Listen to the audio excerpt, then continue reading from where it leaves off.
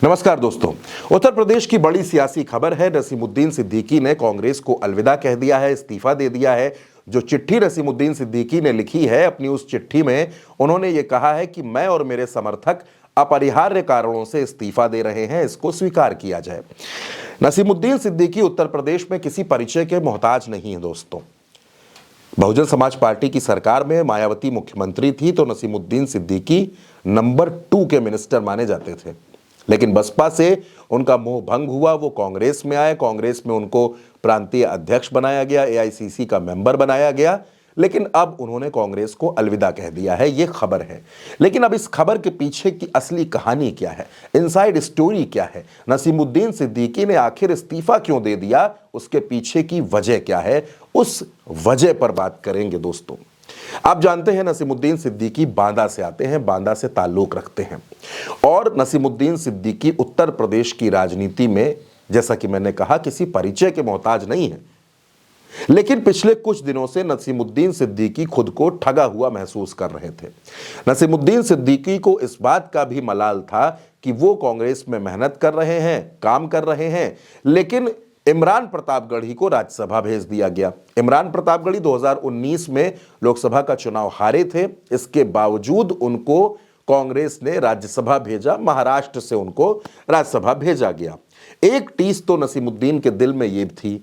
दूसरी बात यह है कि पिछले कुछ दिनों से नसीमुद्दीन सिद्दीकी खुद को पार्टी के अंदर साइडलाइन मान रहे थे। वो ये कह रहे हैं कि वो ग्राउंड पर काम नहीं कर पा रहे थे, लेकिन असल वजह यह है कि उनको कांग्रेस में तवज्जो नहीं मिल रही थी। बीच में कुछ दिनों पहले राहुल गांधी रायबरेली के दौरे पर आए थे। जब वो रायबरेली आए तो नसीमुद्दीन सिद्दीकी को राहुल गांधी से मिलने नहीं दिया गया। वो राहुल गांधी से मुलाकात करना चाहते थे, लेकिन उनकी मुलाकात नहीं हो सकी। चर्चाएं तो ये भी हैं कि राहुल गांधी की सिक्योरिटी में जो लोग थे उन्होंने नसीमुद्दीन सिद्दीकी से बदतमीजी भी की। ये बात नसीमुद्दीन सिद्दीकी को अखर गई।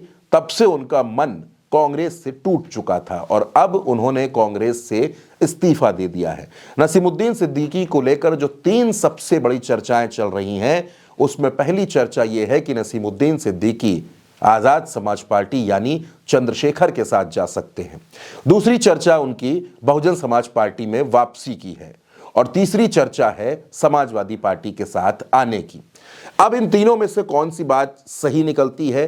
क्या नसीमुद्दीन सिद्दीकी चंद्रशेखर के साथ जाने का मन बना चुके हैं या फिर वो अपने पुराने घर में वापसी करेंगे? लोग ये कह रहे हैं कि ज्यादा चर्चाएं चंद्रशेखर के साथ जाने की चल रही हैं। फिलहाल नसीमुद्दीन सिद्दीकी क्या सोच रहे हैं, क्या करने वाले हैं, ये तो उन्हीं को पता होगा। लेकिन नसीमुद्दीन सिद्दीकी का कांग्रेस से अलग होना, विधानसभा चुनावों से ठीक 1 साल पहले कांग्रेस को अलविदा कह देना, कांग्रेस के लिए भी एक बड़े झटके की तरह है।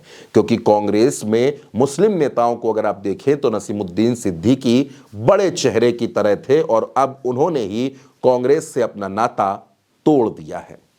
ये खबर आप मेरे साथ भारत एक सोच पर देख रहे थे। फिलहाल के लिए इतना ही। नमस्कार।